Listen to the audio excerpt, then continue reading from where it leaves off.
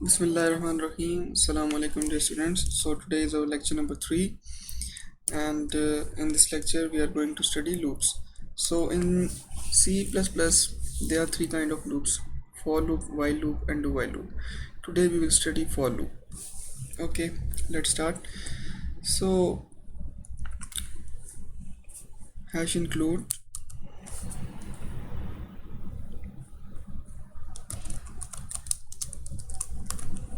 IOStream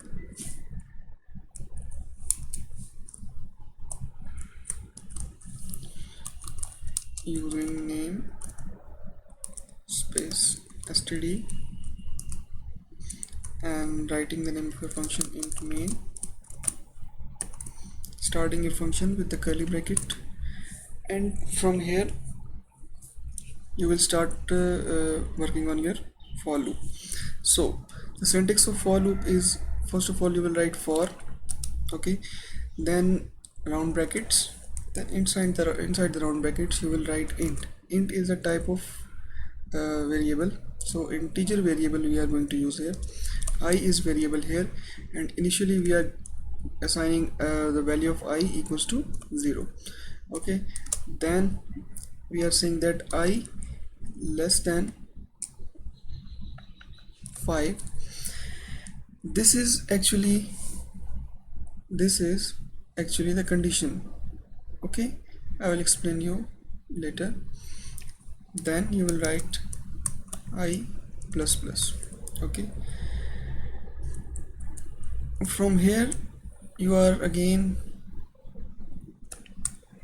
putting a curly bracket, starting a curly bracket, and this curly bracket is for loop. Okay, then again you will write your message cout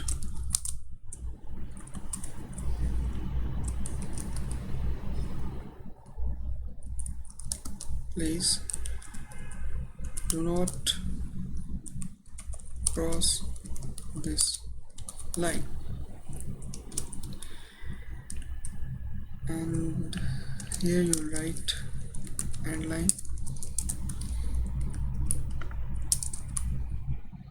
Okay, so now your message is complete, and you will close your for loop with a curly bracket, and then again you will write system pause,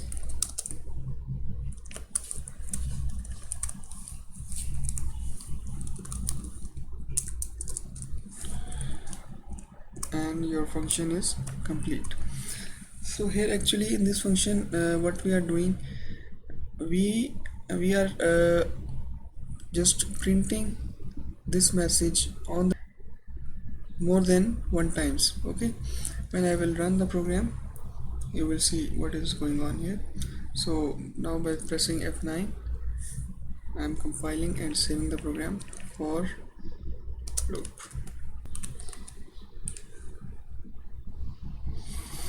Okay, now you can see here